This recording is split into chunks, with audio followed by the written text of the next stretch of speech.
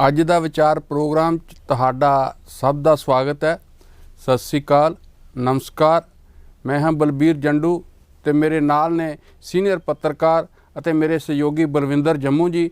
ਤੇ ਅੱਜ ਦੇ ਪ੍ਰੋਗਰਾਮ ਦੇ ਸਾਡੇ ਵਿਸ਼ੇਸ਼ ਮਹਿਮਾਨ ਨੇ ਸਰਦਾਰ ਮਨਿੰਦਰਪਾਲ ਸਿੰਘ ਬਰਾੜ ਜੀ, ਜਿਹੜੇ ਕਿ ਅਕਾਲੀ ਦਲ ਡੈਮੋਕ੍ਰੈਟਿਕ ਦੇ ਆਫਿਸ ਸੈਕਟਰੀ ਨੇ, ਬੁਲਾਰੇ ਨੇ।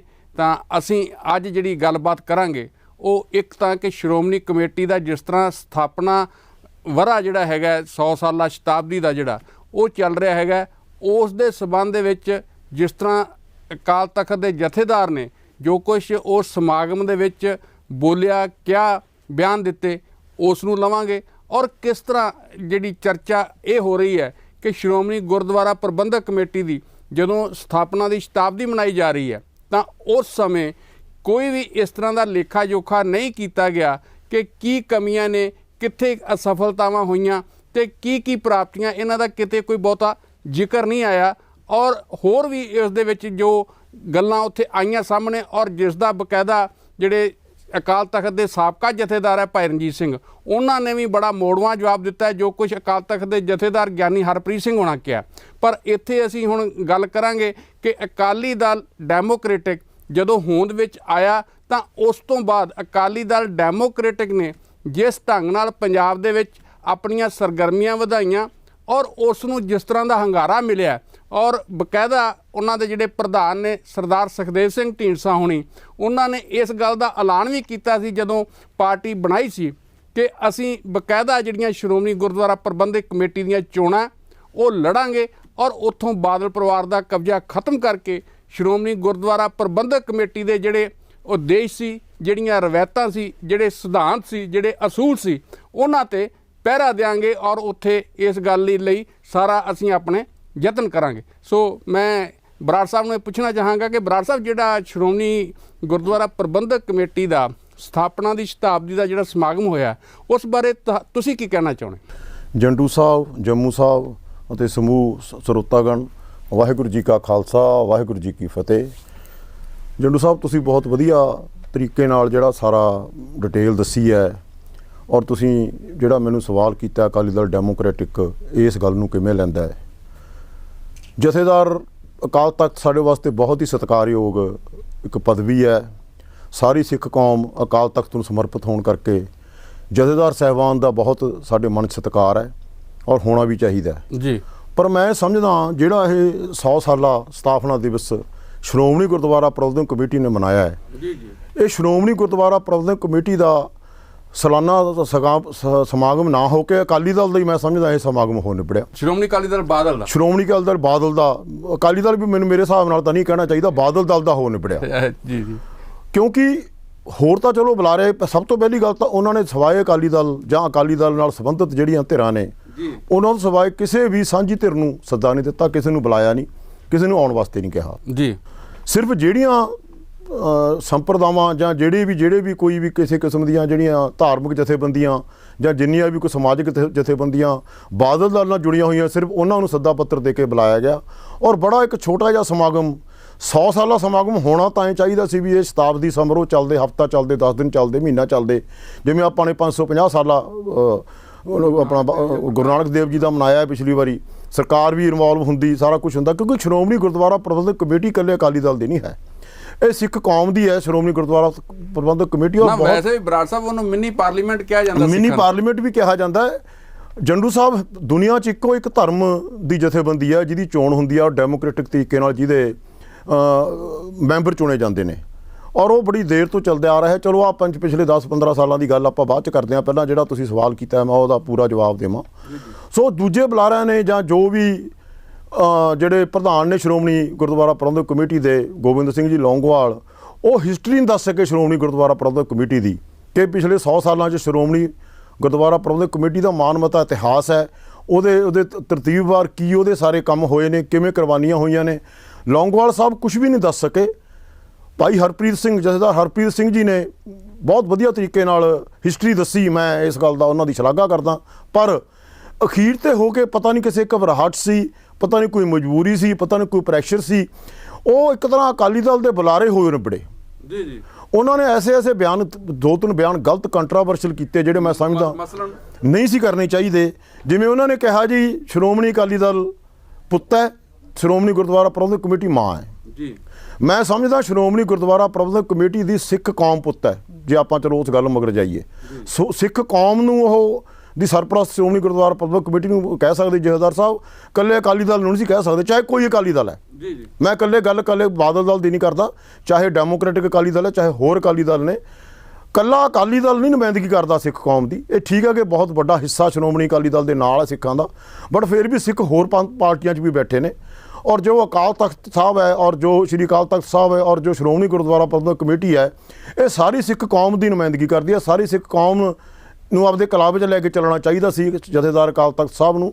ਦੂਸਰਾ ਉਹਨਾਂ ਨੇ ਬਿਆਨ ਇਹ ਦਿੱਤਾ ਕਿ ਜੀ ਜਿੰਨੀਆਂ ਵੀ ਧਿਰਾਂ ਵਿਰੋਧ ਕਰਦੀਆਂ ਨੇ ਸ਼੍ਰੋਮਣੀ ਗੁਰਦੁਆਰਾ ਪ੍ਰਬੰਧਕ ਕਮੇਟੀ ਦਾ ਹੀ ਕਿਹਾ ਉਹਨਾਂ ਨੇ, ਇਹ ਨਹੀਂ ਕਿਹਾ ਉਹਨਾਂ ਨੇ ਕਿ ਸ਼੍ਰੋਮਣੀ ਗੁਰਦੁਆਰਾ ਪ੍ਰਬੰਧਕ ਕਮੇਟੀ ਦੇ ਜਿਹੜੇ ਮਾੜੇ ਇੰਤਜ਼ਾਮ ਨੇ ਜਾਂ ਜੋ ਉਹਦੇ ਤੇ ਦੋਸ਼ ਲੱਗਦੇ ਨੇ ਉਹ ਨਹੀਂ ਗੱਲ ਕਹੀ। ਇਹ ਗੱਲ ਕਹੀ ਵੀ ਜਿਹੜੇ ਵੀ ਉਹਦਾ ਵਿਰੋਧ ਕਰਦੇ ਨੇ, ਜਿੰਦੇ ਲਾਉਂਦੇ ਨੇ ਅਕਾਲ ਤਖਤ ਸਾਹਿਬ ਨੂੰ, ਆਪਣਾ ਗੁਰਦੁਆਰਾ ਹਰਿਮੰਦਰ ਸਾਹਿਬ ਦੀ ਹਦੂਦ 'ਚ ਸ਼੍ਰੋਮਣੀ ਗੁਰਦੁਆਰਾ ਪ੍ਰਬੰਧਕ ਕਮੇਟੀ ਦੇ ਦਫ਼ਤਰਾਂ ਨੂੰ, ਉਹਨਾਂ ਨੂੰ ਮਹੰਤਾਂ ਵਾਂਗੂ ਡਾਂਗਾਂ ਨਾਲ ਕੁੱਟ ਕੇ ਭਜਾਉਣਾ ਚਾਹੀਦਾ।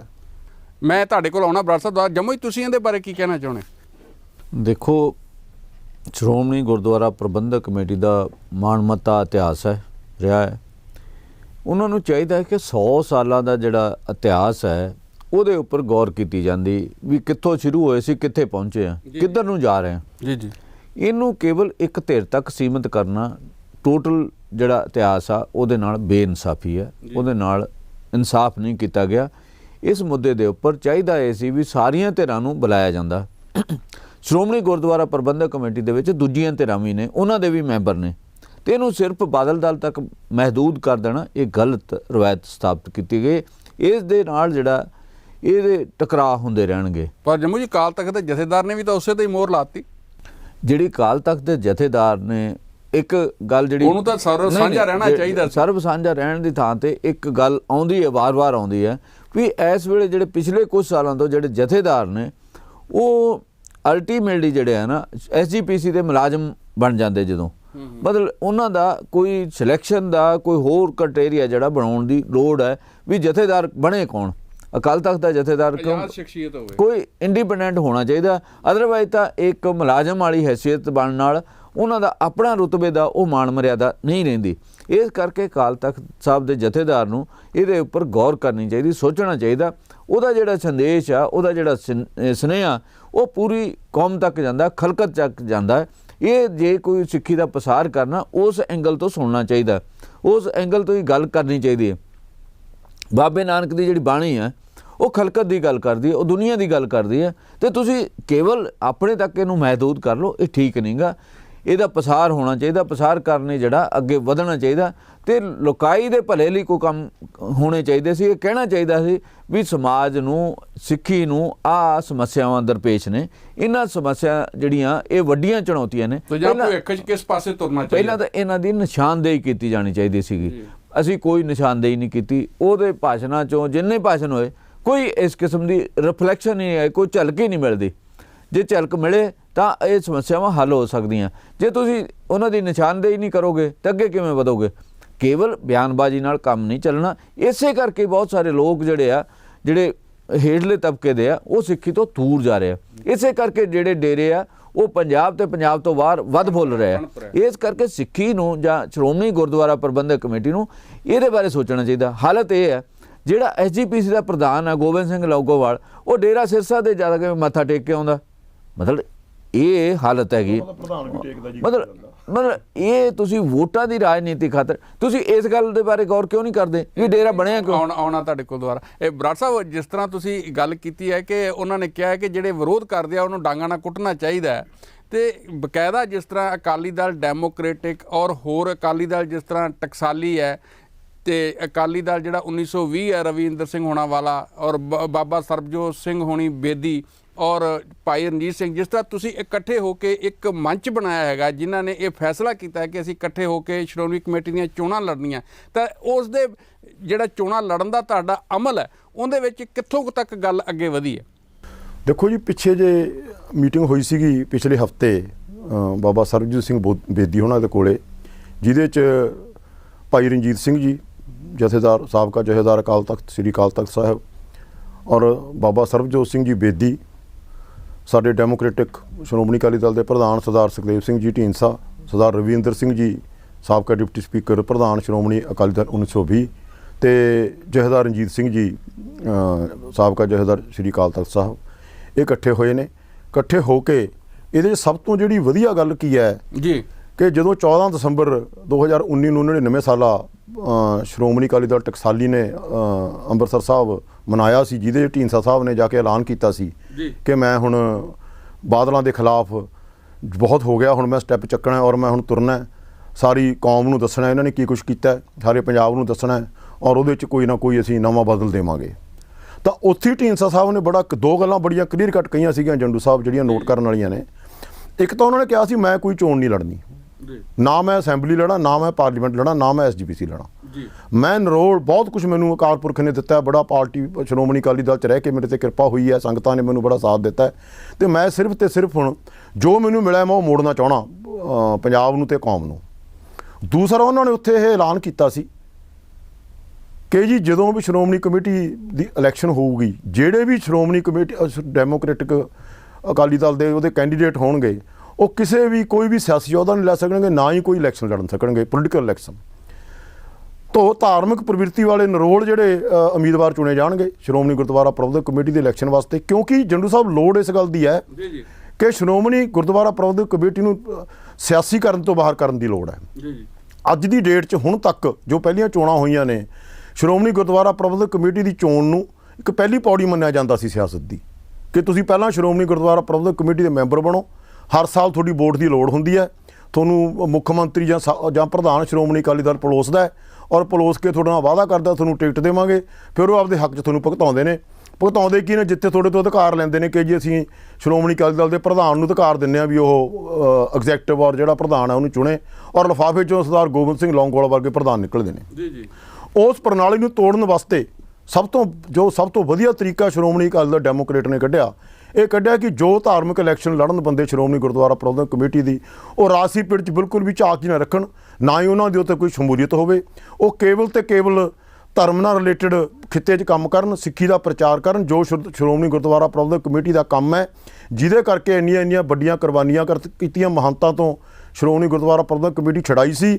ਔਰ ਤਰਾਸਦੀ ਇਹ ਹੈ ਕਿ 100 ਸਾਲ ਬਾਅਦ ਫਿਰ ਅੱਜ ਉਹਨਾਂ ਮਹੰਤਾਂ ਕੋਲ ਸ਼੍ਰੋਮਣੀ ਗੁਰਦੁਆਰਾ ਪ੍ਰਬੰਧਕ ਕਮੇਟੀ ਚਲੀ ਗਈ। ਤੁਹਾਨੂੰ ਕੀ ਲੱਗਦਾ ਹੈ ਕਿ ਜਿਹੜਾ ਇਹ ਮੰਚ ਤੁਸੀਂ ਬਣਾਇਆ, ਜਿਹੜਾ ਗੱਠਜੋੜ ਹੋਇਆ, ਤਾਂ ਇਹ ਕੀ ਉਸ ਸਾਰਾ ਜਿਹੜਾ ਉੱਥੇ ਇਸ ਵੇਲੇ ਜਕੜ ਹੈਗੀ ਹੈ, ਜਿਸ ਤਰ੍ਹਾਂ ਸ਼੍ਰੋਮਣੀ ਅਕਾਲੀ ਦਲ ਬਾਦਲ ਦੀ, ਤੁਸੀਂ ਤਾਂ ਬਾਦਲ ਦਲ ਕਿਹਾ ਉਹਨਾਂ ਨੂੰ, ਤੇ ਉਹ ਉੱਥੋਂ ਕੱਢਣ 'ਚ ਕਾਮਯਾਬ ਹੋ ਜਾਓਗੇ, ਜਾਂ ਜਿਸ ਤਰ੍ਹਾਂ ਦਾ ਉੱਥੇ ਮੈਕੈਨਿਜ਼ਮ ਬਣਿਆ ਉਹਦੇ ਸੁਧਾਰਾਂ ਦੀ ਸੰਭਾਵਨਾ ਬਣ ਜਾਏਗੀ? ਦੇਖੋ ਜੀ, ਗੱਲ ਇਹ ਹੈ, ਇੱਕ ਸਮਾਂ ਸੀ ਲੋਕ ਸ਼੍ਰੋਮਣੀ ਅਕਾਲੀ ਦਲ ਨੂੰ ਪਸੰਦ ਨਹੀਂ ਸੀ ਕਰਦੇ, ਜੇ ਆਪਾਂ 2017 ਦੀ ਗੱਲ ਕਰੀਏ। ਅੱਜ ਸਮਾਂ ਇਹ ਹੈ ਕਿ ਸ਼੍ਰੋਮਣੀ ਅਕਾਲੀ ਦਲ ਬਾਦਲ ਨੂੰ ਲੋਕ ਨਫ਼ਰਤ ਕਰਦੇ ਨੇ ਜੀ। ਇੱਥੇ ਤੱਕ ਨਫ਼ਰਤ ਕਰਦੇ ਨੇ, ਜਦੋਂ ਸ਼੍ਰੋਮਣੀ ਅਕਾਲੀ ਦਲ ਡੈਮੋਕ੍ਰੈਟਿਕ ਦਾ ਬਣਾਇਆ, ਜਦੋਂ ਨਾਂ ਰੱਖਣਾ ਸੀ, ਬਹੁਤ ਜ਼ਿਆਦਾ ਲੋਕਾਂ ਦਾ ਇਹ ਵਿਚਾਰ ਸੀ ਕਿ ਜੀ ਆਪਾਂ ਸ਼੍ਰੋਮਣੀ ਅਕਾਲੀ ਦਲ ਨਾਂ ਨਾ ਰੱਖੋ, ਕਿਉਂਕਿ ਸ਼੍ਰੋਮਣੀ ਅਕਾਲੀ ਦਲ ਬਦਨਾਮ ਹੋ ਚੁੱਕਿਆ ਜੀ। ਪਰ ਅਸੀਂ ਇਹ ਗੱਲ ਉੱਥੇ ਕਹੀ ਢੀਂਡਸਾ ਸਾਹਿਬ ਨੇ ਤੇ ਦੂਜੇ ਲੀਡਰਾਂ ਨੇ, ਬਦਨਾਮ ਸ਼੍ਰੋਮਣੀ ਅਕਾਲੀ ਦਲ ਨਹੀਂ ਹੋਇਆ, ਬਦਨਾਮ ਹੋਇਆ ਬਾਦਲ ਪਰਿਵਾਰ ਤੇ ਬਾਦਲ ਦਲ। ਇਸ ਕਰਕੇ ਆਪਾਂ ਅਕਾਲੀ ਰਹਿਣਾ, ਅਕਾਲੀ ਜੰਮਿਆ ਅਕਾਲੀ ਮਰਾਂਗੇ, ਨਾਂ ਸ਼੍ਰੋਮਣੀ ਅਕਾਲੀ ਦਲ ਹੀ ਰੱਖਣਾ। ਔਰ ਉਦੋਂ ਬਾਅਦ ਇੰਨਾ ਜ਼ਿਆਦਾ ਲੋਕਾਂ 'ਚ ਰਿਸਪੌਂਸ ਮਿਲ ਰਿਹਾ ਹੈ ਜੀ, ਸ਼੍ਰੋਮਣੀ ਗੁਰਦੁਆਰਾ ਪ੍ਰਬੰਧਕ ਕਮੇਟੀ ਦੇ ਮੌਜੂਦਾ ਮੈਂਬਰ ਵੀ ਨੇ ਜਿਹੜੇ, ਉਹ ਵੀ ਆ ਕੇ ਮੀਟਿੰਗਾਂ ਕਰਕੇ ਕਹਿੰਦੇ ਨੇ ਜੀ ਅਸੀਂ ਤਾਂ ਮਜਬੂਰੀ ਬਸ ਬੈਠੇ ਹਾਂ, ਕਿਉਂਕਿ ਮੈਂਬਰ ਹਾਂ, ਅਸੀਂ ਅਗਲੀਆਂ ਚੋਣਾਂ 'ਚ ਤੁਹਾਡੇ ਨਾਲ ਖੜਾਂਗੇ, ਤੁਹਾਡੇ ਨਾਲ ਆਵਾਂਗੇ। ਉਹ ਤਾਂ ਚਲੋ ਦੇਖੋ ਫੈਸਲਾ ਮੌਕੇ ਤੇ ਹੋਣਾ ਕਿ ਕਿਹੜੇ ਕੈਂਡੀਡੇਟਾਂ ਨੂੰ ਟਿਕਟ ਦੇਣੀ ਹੈ, ਕਿਹੜਾ ਨਹੀਂ ਦੇਣੀ। ਸਾਫ ਸੁਥਰੀ ਛਵੀ ਵਾਲੇ ਜਿਹੜੇ ਕੈਂਡੀਡੇਟ ਨੇ ਚੁਣੇ ਜਾਣਗੇ, ਇਹ ਤਾਂ ਮੈਂ ਤੁਹਾਨੂੰ ਭਰੋਸਾ ਦੇ ਸਕਦਾ। ਔਰ ਜਿਹੜੀ ਰੂਪ ਰੇਖਾ ਬਣਾਈ ਹੈ, ਤੁਹਾਨੂੰ ਮੈਂ ਦੱਸ ਕੇ ਹਟਾਂਗੇ, ਜਿਹੜੀ ਮੀਟਿੰਗ ਹੋਈ ਹੈ 5 ਜਥੇਬੰਦਿਆਂ ਦੀ, ਜਿਹਦੇ 'ਚ ਭਾਈ ਰਵਿੰਦਰ ਸਿੰਘ ਜੀ, ਸਰਦਾਰ ਰਵਿੰਦਰ ਸਿੰਘ ਜੀ, ਭਾਈ ਰਣਜੀਤ ਸਿੰਘ ਜੀ ਤੇ ਸਰਬਜੋਤ ਸਿੰਘ ਜੀ ਬੇਦੀ, ਇਹਨਾਂ ਤਿੰਨਾਂ ਨੇ ਕੋਈ ਰਾਜਸੀ ਇਲੈਕਸ਼ਨ ਨਹੀਂ ਲੜਨੀ, ਇਹਨਾਂ ਨੇ ਰਾਜਸੀ ਪਿੜ 'ਚ ਨਹੀਂ ਆਉਣਾ। ਇਹ ਕਹਿੰਦੇ ਅਸੀਂ ਤਾਂ ਕੇਵਲ ਤੇ ਕੇਵਲ ਸ਼੍ਰੋਮਣੀ ਗੁਰਦੁਆਰਾ ਪ੍ਰਬੰਧਕ ਕਮੇਟੀ ਦੀ ਚੋਣ ਲੜ ਕੇ ਸ਼੍ਰੋਮਣੀ ਗੁਰਦੁਆਰਾ ਪ੍ਰਬੰਧਕ ਕਮੇਟੀ ਦੇ ਪ੍ਰਬੰਧ ਨੂੰ ਠੀਕ ਕਰਨ ਵਾਸਤੇ ਚੋਣ ਲੜਨੀ ਹੈ, ਅਸੀਂ ਕੋਈ ਰਾਜਸੀ ਚੋਣ ਨਹੀਂ। ਬਰਾੜ ਸਾਹਿਬ, ਮੈਂ ਆਉਣਾ ਤੁਹਾਡੇ ਜਮੂ, ਤੁਸੀਂ ਕੀ ਕਹਿਣਾ ਚਾਹੁੰਦੇ ਜੋ ਬਰਾੜ ਸਾਹਿਬ ਕਹਿ ਰਹੇ? ਬਰਾੜ ਸਾਹਿਬ ਜਿਹੜੀ ਗੱਲ ਇਹ ਕਹੀ ਵੀ ਜਿਹੜਾ ਉਹਨਾਂ ਨੂੰ ਡਾਂਗਾਂ ਫੇਰਨੀਆਂ ਚਾਹੀਦੀਆਂ, ਮੈਂ ਉਸ ਗੱਲ ਤੇ ਆਉਣਾ ਚਾਹੁੰਦਾ, ਸ਼ੁਰੂ ਤੋਂ ਕਰਨਾ ਚਾਹੁੰਦਾ। ਸਾਨੂੰ ਬਾਬੇ ਨਾਨਕ ਤੇ ਚੱਲਣਾ ਚਾਹੀਦਾ। ਗੁਰੂ ਨਾਨਕ ਦੇਵ ਜੀ ਨੇ 4 ਉਦਾਸੀਆਂ ਕੀਤੀਆਂ, ਦੁਨੀਆ ਘੁੰਮੀ, ਉਹਨਾਂ ਨੇ ਹਰ ਥਾਂ ਦੇ ਸੰਵਾਦ ਰਚਾਇਆ ਜੀ। ਸੰਵਾਦ ਰਚਾਉਣ ਨਾਲ ਬਹੁਤ ਸਾਰੀਆਂ ਸਮੱਸਿਆਵਾਂ ਦਾ ਹੱਲ ਨਿਕਲਦਾ। ਜੇ ਸੰਵਾਦ ਤੋਂ ਜਿਹੜਾ ਬੰਦਾ ਭੱਜਦਾ ਉਹ ਐਕਚੁਅਲ 'ਚ ਲੀਡਰ ਨਹੀਂ ਬਣ ਸਕਦਾ। ਜਿਹੜੇ ਅਕਾਲ ਤਖਤ ਦੇ ਸ਼੍ਰੀ ਅਕਾਲ ਤਖਤ ਸਾਹਿਬ ਦੇ ਜਥੇਦਾਰ ਆ ਉਹਨਾਂ ਨੂੰ ਇਹੋ ਜਿਹਾ ਸੰਦੇਸ਼ ਨਹੀਂ ਦੇਣਾ ਚਾਹੀਦਾ। ਉਹਨਾਂ ਨੂੰ ਕਹਿਣਾ ਚਾਹੀਦਾ ਹਾਂਜੀ ਹਰਪ੍ਰੀਤ ਸਿੰਘ ਜੀ, ਉਹਨਾਂ ਨੂੰ ਇਹ ਸੰਦੇਸ਼ ਨਹੀਂ ਦੇਣਾ ਚਾਹੀਦਾ। ਉਹਨਾਂ ਨੂੰ ਕਹਿਣਾ ਚਾਹੀਦਾ ਵੀ ਤੁਸੀਂ ਇਹਨਾਂ ਨਾਲ ਨੈਗੋਸ਼ੀਏਟ ਕਰੋ, ਇਹਨਾਂ ਨਾਲ ਮੇਜ਼ ਦੀ ਗੱਲਬਾਤ 'ਤੇ ਆਓ, ਉਹਦੇ ਉੱਪਰ ਗੱਲਬਾਤ ਕਰੋ ਇਹਨਾਂ ਨਾਲ। ਮਤਲਬ ਇਹ ਸੰਦੇਸ਼ ਦੇਣਾ, ਮਤਲਬ ਜਦੋਂ ਪੰਜਾਬ ਦੇ ਵਿੱਚ ਦਹਿਸ਼ਤਗਰਦੀ ਦਾ ਦੌਰ ਸੀਗਾ ਉਸ ਦੌਰ ਦੇ ਵਿੱਚ ਵੀ ਆਵਾਜ਼ ਬੰਦ ਕੀਤੀ ਗਈ ਸੀਗੀ, ਉਦੋਂ ਵੀ ਡਿਸੈਂਟ ਨਹੀਂ ਸੁਣਿਆ ਗਿਆ। ਹੁਣ ਕੇਂਦਰ ਸਰਕਾਰ ਨਾਲ ਲੜਾਈ ਕੀ ਹੋ ਰਹੀ ਹੈ? ਪ੍ਰਧਾਨ ਮੰਤਰੀ ਮੋਦੀ ਨਾਲ ਜਿਹੜਾ ਗੱਲ ਕੀਤੀ ਜਾਣ ਦਾ ਮਾਮਲਾ ਆਉਂਦਾ ਵੀ ਉਹ ਮਨ ਦੀ ਬਾਤ ਕਰਦੇ, ਮੋਨੋਲੋਗ ਕਰਦੇ, ਇੱਕ ਤਰਫਾ ਗੱਲ ਕਰਦੇ। ਉਹ ਜਿਹੜਾ ਡਾਇਲੋਗ ਹੈ, ਜਿਹੜੀ ਡਾਇਲੋਗ ਉਹਦੀ ਗੱਲ ਨਹੀਂ ਕਰਦੇ, ਮਤਲਬ ਮੋਨੋਲੋਗ ਹੀ ਕਰਦੇ। ਮਤਲਬ ਗੱਲ ਡਾਇਲੋਗ ਹੋਣਾ ਚਾਹੀਦਾ। ਉਹਨਾਂ ਜਥੇਬੰਦੀਆਂ ਨਾਲ ਵੀ ਡਾਇਲੋਗ ਕੀਤਾ ਜਾਣਾ ਚਾਹੀਦਾ। ਉਹਨਾਂ ਨੂੰ ਜਿਹੜੀ ਗੱਲਬਾਤ ਦੀ ਟੇਬਲ ਹੈ ਉਹਦੇ ਉੱਪਰ ਪੁੱਛਿਆ ਜਾਣਾ ਚਾਹੀਦਾ ਵੀ ਤੁਸੀਂ ਜਿਹੜਾ ਵੇ ਆਊਟ ਬਣਾਇਆ, ਤੁਸੀਂ ਜਿਹੜਾ ਰਸਤਾ ਅਪਣਾ ਰਹੇ, ਇਹਦੇ ਨਾਲ ਬਹੁਤ ਪਹਿਲਾਂ ਹੀ ਨੁਕਸਾਨ ਹੋ ਚੁੱਕਾ, ਇਹਦੇ ਨਾਲ ਸਹੀ ਪਾਸੇ ਵੱਲ ਨਹੀਂ ਵਧਿਆ ਜਾ ਸਕਦਾ। ਮਤਲਬ ਉਹ ਜਿਹੜੇ ਉੱਥੇ ਮੁਜ਼ਾਹਰੇ ਕਰ ਰਹੇ ਆ ਉਹ ਕੀ ਕਰ ਰਹੇ ਆ, ਕਾਰਨ ਕਿਉਂ ਕਰ ਰਹੇ? ਉਹਨਾਂ ਦਾ ਮੇਨ ਮੰਤਵ ਹੈਗਾ ਵੀ ਜਿਹੜੇ ਗੁਰੂ ਗ੍ਰੰਥ ਸਾਹਿਬ ਦੀਆਂ ਬੀੜਾਂ ਜਿਹੜੀਆਂ ਲਾਪਤਾ ਹੋਈਆਂ ਉਹਨਾਂ ਦਾ ਜਿਹੜਾ ਇਨਸਾਫ ਮਿਲਣਾ ਚਾਹੀਦਾ, ਉਹਦਾ ਇਨਸਾਫ ਦੇਣਾ ਚਾਹੀਦਾ। ਨਹੀਂ ਜੰਮੂ ਜੀ ਉਹਦੇ 'ਚ ਭਾਈ ਰਣਜੀਤ ਸਿੰਘ ਹੋਣੀ ਤਾਂ ਇਹ ਵੀ ਕਹਿੰਦੇ ਆ ਨਾ, ਮੈਂ ਇਹਦੇ ਲਈ ਬਹਿਸ ਕਰਨ ਨੂੰ ਤਿਆਰ ਹਾਂ, ਖੁੱਲ੍ਹੀ ਬਹਿਸ, ਬੇਸ਼ੱਕ ਮੀਡੀਆ ਦੇ ਸਾਹਮਣੇ ਬਹਿ ਜਾਣ, ਬੇਸ਼ੱਕ ਉੱਥੇ ਮੈਂ ਆ ਜਾਣਾ ਦਰਬਾਰ ਸਾਹਿਬ, ਉੱਥੇ ਮੈਨੂੰ ਸੱਦ ਲੈਣ, ਅਕਾਲ ਤਖ਼ਤ 'ਤੇ ਸੱਦ ਲੈਣ। ਅਸੀਂ ਤਾਂ ਆਪ ਇਸ ਰਾਏ ਦੇ ਹੈਗੇ ਆ ਵੀ ਇਹਦੇ 'ਤੇ ਡਾਇਲੋਗ ਹੋਣਾ ਚਾਹੀਦਾ, ਗੱਲਬਾਤ ਹੋਣੀ ਚਾਹੀਦੀ ਹੈ, ਚਰਚਾ ਹੋਣੀ ਚਾਹੀਦੀ ਹੈ, ਉਹਦੇ 'ਚ ਸਾਰੇ ਤੱਥ ਹੋਣੇ ਚਾਹੀਦੇ ਆ। ਪਰ ਜਦੋਂ ਕੁਝ ਲੁਕਾਉਣਾ ਹੋਵੇ, ਜਦੋਂ ਕੁਝ ਛੁਪਾਉਣਾ ਹੋਵੇ, ਉਦੋਂ ਹੀ ਬਹਿਸ ਤੋਂ ਭੱਜਿਆ ਜਾਂਦਾ। ਬਹਿਸ ਤੋਂ ਭੱਜਣਾ ਨਹੀਂ ਚਾਹੀਦਾ। ਬੰਦਾ ਜਿਹੜਾ ਬਹਿਸ ਤੋਂ ਭੱਜਦਾ ਕਿਤੇ ਨਾ ਕਿਤੇ ਕੋਈ ਗੜਬੜ ਜ਼ਰੂਰ ਹੁੰਦੀ ਹੈ। ਇਸ ਕਰਕੇ ਇਸ ਬਹਿਸ ਤੋਂ ਭੱਜਿਆ ਨਹੀਂ ਜਾਣਾ ਚਾਹੀਦਾ, ਬਹਿਸ ਕਰਨੀ ਚਾਹੀਦੀ ਹੈ। ਤੁਸੀਂ ਬਰਾੜ ਸਾਹਿਬ ਇਹਦੇ ਬਾਰੇ ਕਹਿਣਾ ਕੋਈ ਜੋ ਜੰਮੂ ਜੀ ਕਹਿ ਰਹੇ? ਬਿਲਕੁਲ ਮੈਂ ਸਹਿਮਤ ਹਾਂ ਜੀ, ਇਹਨਾਂ ਨਾਲ ਕੋਈ ਵੀ ਗੱਲ ਹੈ ਡਾਇਲੋਗ ਨਾਲ ਨਿਬੜਦੀ ਹੈ। ਔਰ ਬਜਾਏ ਇਹਦੇ ਕਿ ਜਿਵੇਂ ਤੁਸੀਂ ਪਹਿਲਾਂ ਗੱਲ ਕਰਕੇ ਹਟਿਓ ਵੀ ਉੱਥੇ ਕਮੀਆਂ ਪੇਸ਼ੀਆਂ ਨੂੰ ਡਿਸਕਸ ਕੀਤਾ ਜਾਂਦਾ, 100 ਸਾਲਾਂ ਦੇ SGPC ਦੇ ਇਤਿਹਾਸ ਨੂੰ ਰਿਵਿਊ ਕਰਕੇ ਜਿਹੜੀਆਂ ਕੋਈ ਕਮੀਆਂ ਪੇਸ਼ੀਆਂ ਦੂਰ ਕੀਤੀਆਂ ਜਾਂਦੀਆਂ। ਸ਼੍ਰੀ ਅਕਾਲ ਤਖਤ ਸਾਹਿਬ ਦੇ ਜਥੇਦਾਰ ਸਾਹਿਬ ਨੇ ਤਾਂ ਕਲੀਨ ਚਿੱਟ ਦੇ ਦਿੱਤੀ 328 ਸਰੂਪਾਂ ਦੀ ਜਿਹੜੀ ਗੱਲ ਕੀਤੀ ਹੈ ਜੰਮੂ ਸਾਹਿਬ ਨੇ, ਜਿਹੜੇ ਗੁੰਮ ਹੋਏ ਨੇ, ਜਿਹਦਾ ਅੱਜ ਤੱਕ SGPC ਕੋਲ ਕੋਈ ਜਵਾਬ ਨਹੀਂ ਹੈ। ਛੋਟੇ ਮੁਲਾਜ਼ਮਾਂ ਤੇ ਪਾ ਕੇ ਉਹਨਾਂ ਨੂੰ ਸਸਪੈਂਡ ਕਰਕੇ ਜਥੇਦਾਰ ਸਾਹਿਬ ਨੇ ਕਹਿਤਾ ਜੀ ਕਰਪਸ਼ਨ ਦਾ ਮਸਲਾ ਹੈ, ਭੇਟਾ ਖਾਣ ਵਾਸਤੇ ਇਹਨਾਂ ਨੇ ਜਿਹੜੇ ਸਰੂਪ ਨੇ ਉਹ ਗਾਇਬ ਹੋਏ ਨੇ, ਇਹਦੇ 'ਚ ਕੋਈ ਗੱਲ ਨਹੀਂ, ਅਸੀਂ ਸਾਰੀ ਇਨਕੁਆਇਰੀ ਕਰ ਲਈ, ਸਾਰਾ ਕੁਝ ਠੀਕ ਠਾਕ ਹੈ। ਦੇਖੋ ਜੇ ਇੱਕ ਸ਼੍ਰੀ ਅਕਾਲ ਤਖਤ ਸਾਹਿਬ ਦੇ ਜਥੇਦਾਰ ਸਾਹਿਬਾਨ ਜਿਹੜੇ ਬਹੁਤ ਸਤਿਕਾਰਯੋਗ ਪਦਵੀ ਹੈ, ਜਿਹੜੇ ਪਦਵੀ ਤੇ ਬੈਠੇ ਨੇ, ਜੇ ਉਹ ਇੱਦਾਂ ਕਲੀਨ ਚਿੱਟਾਂ ਦੇਣ ਲੱਗੇ SGPC ਦੇ ਬਿਹਾਫ ਤੇ, ਤਾਂ ਮੈਨੂੰ ਦੱਸੋ ਵੀ ਕੌਮ ਕਿੱਧਰ ਨੂੰ ਜਾਊਗੀ, ਕੀ ਕਰਾਂਗੇ ਆਪਾਂ ਸਾਰਾ। ਇਸ ਕਰਕੇ ਮੈਂ ਸਮਝਦਾ ਬਹੁਤ ਵੱਡੀ ਤਰਾਸਦੀ ਹੈ ਸਿੱਖ ਕੌਮ ਦੀ ਕਿ ਇੱਦਾਂ ਦੇ ਜਥੇਦਾਰ ਜਿਹੜੇ ਹੈਗੇ ਉਸ ਇਹਨਾਂ ਪਦਵੀਆਂ ਤੇ ਬੈਠੇ ਨੇ, ਜਦੋਂ ਕਿ ਆਪਾਂ ਨੂੰ ਸਤਿਕਾਰ ਕਰਨਾ ਚਾਹੀਦਾ। ਕੋਰਟਾਂ 'ਚ ਵੀ ਦੇਖੋ ਉਹਨਾਂ ਨੂੰ ਇਮਿਊਨਿਟੀ ਮਿਲੀ ਹੋਈ ਹੈ। ਅਕਾਲ ਤਖਤ ਦੇ ਜਥੇਦਾਰ ਸਾਹਿਬਾਨ ਨੂੰ ਕੋਈ ਕੋਰਟ ਨਹੀਂ ਬੁਲਾ ਸਕਦੀ, ਤੁਹਾਨੂੰ ਪਤਾ ਹੋਣਾ ਇਸ ਗੱਲ ਦਾ, ਪਦਵੀ ਕਰਕੇ। ਪਰ ਇਹਨਾਂ ਦਾ ਦੇਖੋ ਜਥੇਦਾਰ ਬਿਲਕੁਲ ਇੱਕ ਮਾਊਥਪੀਸ ਬਣ ਕੇ ਕੰਮ ਕਰ ਰਹੇ ਨੇ। ਕਾਰਨ ਕੀ ਆ ਉਹਦਾ? ਮੈਂ ਉਸ ਕਾਰਨ ਤੇ ਆਉਣਾ ਚਾਹਣਾ। ਇੱਕ ਮਿੰਟ, ਮੈਂ ਥੋੜਾ ਜਿਹਾ ਵਿਸ਼ੇ ਤੋਂ ਭਟਕ ਕੇ ਗੱਲ ਪਾਸੇ ਹੋ ਕੇ ਗੱਲ ਕਰ ਰਿਹਾ। ਹਾਂਜੀ, ਉਹਦਾ ਕਾਰਨ ਇਹ ਹੈ ਜੰਡੂ ਸਾਹਿਬ ਕਿ ਜਿਹੜੀ ਚੋਣ ਹੁੰਦੀ ਹੈ ਸ਼੍ਰੀ ਅਕਾਲ ਤਖਤ ਸਾਹਿਬ ਦੇ ਜਥੇਦਾਰ ਸਾਹਿਬਾਨ ਦੀ, ਉਹਦਾ ਪ੍ਰੋਸੀਜਰ ਠੀਕ ਨਹੀਂ ਹੈ। ਉਹ ਸ਼੍ਰੋਮਣੀ ਅਕਾਲੀ ਦਲ ਦਾ ਪ੍ਰਧਾਨ ਚੁਣਦਾ, ਉਸ ਨੂੰ ਉਹੀ ਲਿਫਾਫਾ। ਬਰਾੜ ਸਾਹਿਬ ਮੇਰਾ ਇੱਥੇ ਹੀ ਸਵਾਲ ਹੈ ਇੱਕ ਕਿ ਜੇ ਜਿਸ ਤਰ੍ਹਾਂ ਤੁਸੀਂ ਹੁਣ ਗੱਠਜੋੜ ਬਣਾਇਆ ਸ਼੍ਰੋਮਣੀ ਕਮੇਟੀ ਦੀਆਂ ਚੋਣਾਂ ਲੜਨ ਲਈ, ਜੇ ਇਹ ਗੱਠਜੋੜ ਸ਼੍ਰੋਮਣੀ ਕਮੇਟੀ ਚੋਣਾਂ ਜਿੱਤ ਜਾਂਦਾ ਹੈ ਤਾਂ ਕੀ ਤੁਸੀਂ ਇਹ ਜਿਹੜਾ ਜਥੇਦਾਰ ਦੀ ਨਿਯੁਕਤੀ ਦੀ ਪ੍ਰਕਿਰਿਆ ਇਹਨੂੰ ਬਦਲੋਗੇ? ਬਿਲਕੁਲ ਬਦਲਾਂਗੇ ਜੀ। ਅਸੀਂ ਸਭ ਤੋਂ ਪਹਿਲਾਂ ਕੰਮ ਹੀ ਸਾਡਾ 2-3 ਮੁੱਦੇ ਲੈ ਕੇ ਚੱਲੇ ਹਾਂ ਜੀ। ਅਸੀਂ 3 ਮੁੱਦੇ ਵੱਡੇ ਲੈ ਕੇ ਚੱਲੇ ਹਾਂ। ਅਸੀਂ ਸ਼੍ਰੋਮਣੀ ਅਕਾਲੀ ਦਲ ਡੈਮੋਕ੍ਰੈਟਿਕ ਨੰਬਰ 1 ਤਾਂ ਸ਼੍ਰੋਮਣੀ ਸ਼੍ਰੀ ਅਕਾਲ ਤਖਤ ਸਾਹਿਬ ਦੀ ਮਾਣ ਮਰਿਆਦਾ ਬਹਾਲ ਕਰਨੀ ਹੈ।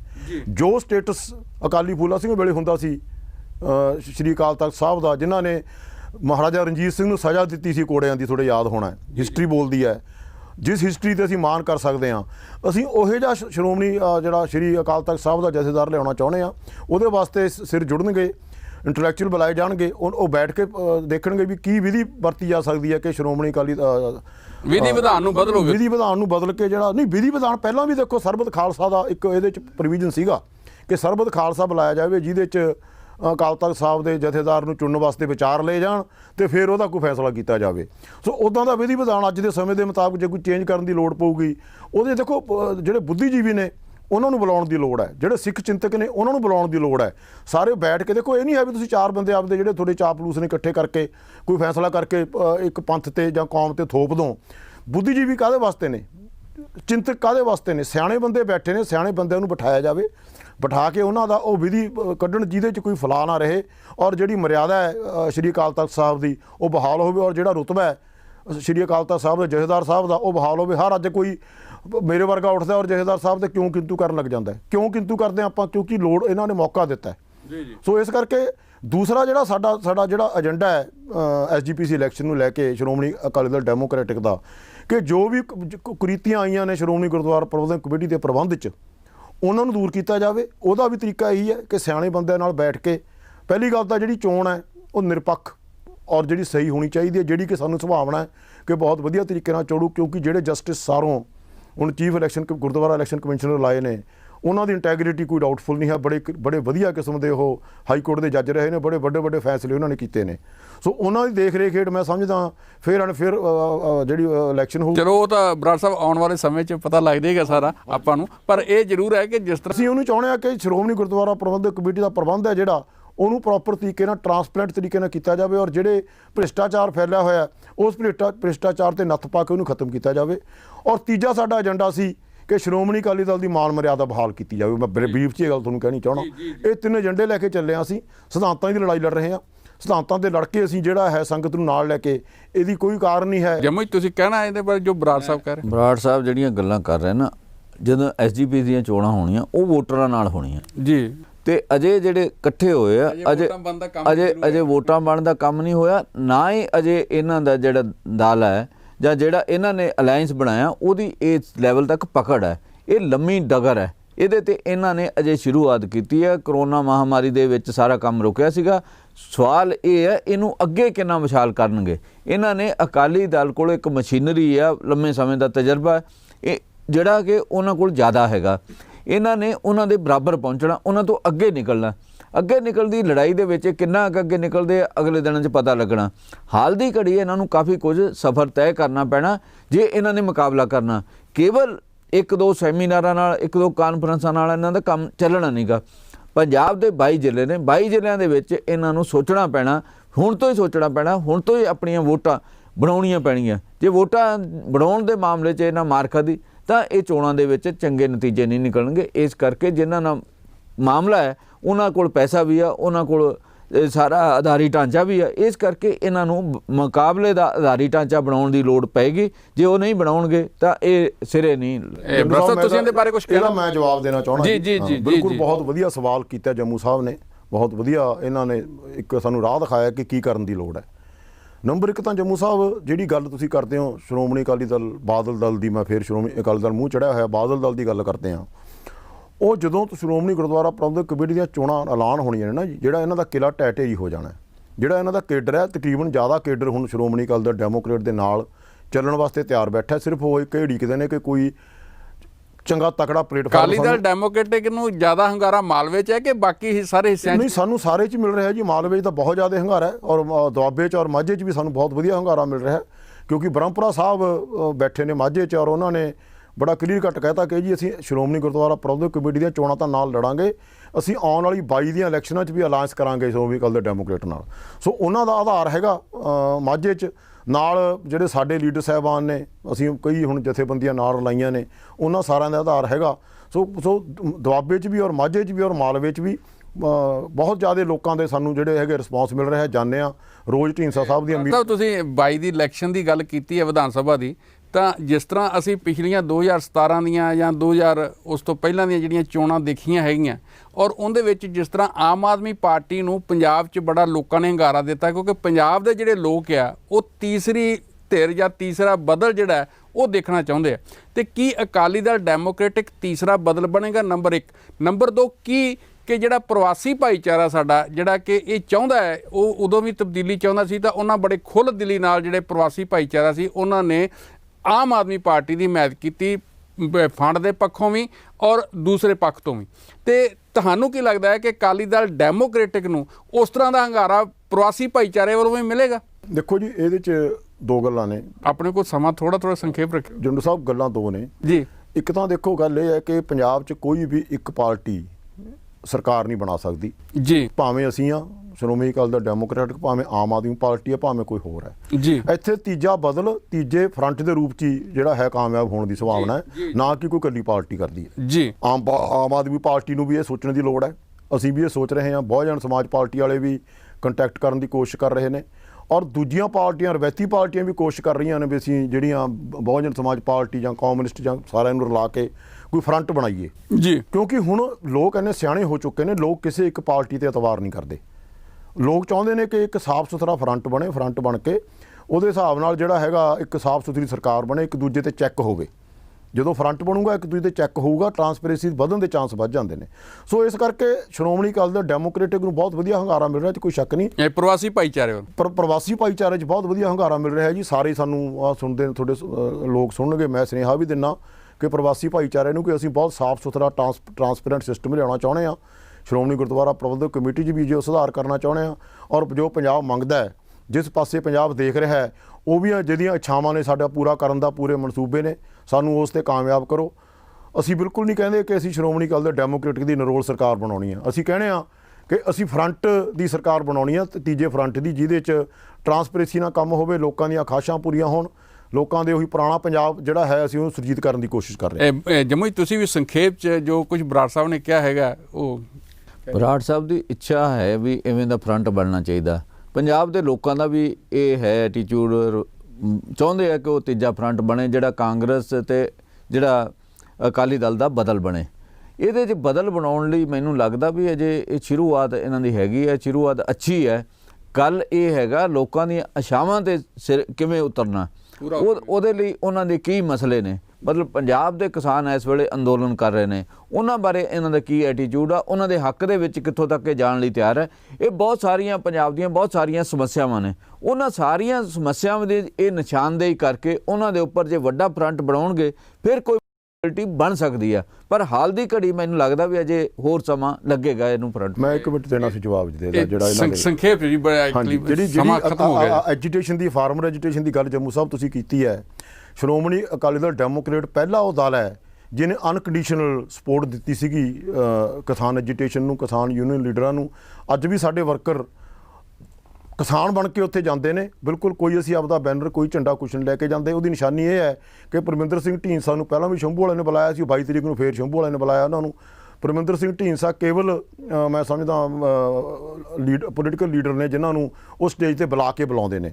ਸੋ ਇਸ ਕਰਕੇ ਅਸੀਂ ਜਿਹੜਾ ਬਗੈਰ ਕਿਸੇ ਸ਼ਰਤ ਦੇ ਨਾਲ ਆ, ਜਿਹੜਾ ਕਿਸਾਨ ਜਿਹੜੇ ਐਜੀਟੇਸ਼ਨ ਦੇ, ਔਰ ਉਹਨਾਂ ਦੇ ਨਾਲ ਜੋ ਵੀ ਢੀਂਡਸਾ ਸਾਹਿਬ ਕਰ ਸਕਦੇ ਨੇ, ਪਾਰਟੀ ਕਰ ਸਕਦੀ ਹੈ, ਉਹ ਕਰ ਰਹੀ ਹੈ। ਇੱਥੇ ਹੀ ਅਸੀਂ ਅੱਜ ਦੀ ਜਿਹੜੀ ਹੈ ਚਰਚਾ, ਉਹਨੂੰ ਅੱਜ ਦੀ ਗੱਲਬਾਤ ਹੈ ਉਹਨੂੰ ਸਮਾਪਤ ਕਰਾਂਗੇ। ਜਿਸ ਤਰ੍ਹਾਂ ਬਰਾੜ ਸਾਹਿਬ ਨੇ ਦੱਸਿਆ ਕਿ ਅਕਾਲੀ ਦਲ ਡੈਮੋਕ੍ਰੈਟਿਕ ਦੇ ਕੀ ਉਦੇਸ਼ ਨੇ, ਕੀ ਮਕਸਦ ਨੇ, ਔਰ ਕਿਸ ਤਰ੍ਹਾਂ ਸ਼੍ਰੋਮਣੀ ਕਮੇਟੀ 'ਚ ਉਹ ਸੁਧਾਰ ਚਾਹੁੰਦੇ ਆ, ਔਰ ਕਿਸ ਤਰ੍ਹਾਂ ਪੰਜਾਬ ਦੇ ਵਿੱਚ ਉਹ ਅੱਗੇ ਰਾਜਸੀ ਤੌਰ 'ਤੇ ਵਧਣਾ ਚਾਹੁੰਦੇ ਆ, ਔਰ ਜਿਸ ਤਰ੍ਹਾਂ ਜੰਮੂ ਜੀ ਨੇ ਉਹਦੇ 'ਚ ਆਪਣੀ ਰਾਏ ਦਿੱਤੀ ਹੈਗੀ ਆ। ਇੱਥੇ ਅਸੀਂ ਆਪਣੀ ਚਰਚਾ ਨੂੰ ਸਮਾਪਤ ਕਰਦੇ ਹੋਏ ਹੁਣ ਮੈਂ ਤੁਹਾਡੇ ਤੋਂ ਆਗਿਆ ਲਵਾਂਗਾ। ਤੁਹਾਡੇ ਸਾਰਿਆਂ ਦਾ ਧੰਨਵਾਦ, ਔਰ ਸਾਡੇ ਵਿਸ਼ੇਸ਼ ਮਹਿਮਾਨ ਬਰਾੜ ਸਾਹਿਬ ਦਾ ਵੀ ਬਹੁਤ ਧੰਨਵਾਦ ਕਿ ਉਹ ਆਪਣੇ ਸਮੇਂ 'ਚੋਂ ਸਮਾਂ ਕੱਢ ਕੇ ਸਾਡੇ ਕੋਲ ਆਏ ਤੇ ਉਹਨਾਂ ਨੇ ਆਪਣੇ ਜਿਹੜੇ ਵਿਚਾਰ ਸੀਗੇ ਉਹ ਸਾਡੇ ਦਰਸ਼ਕਾਂ ਨਾਲ ਸਾਂਝੇ ਕੀਤੇ।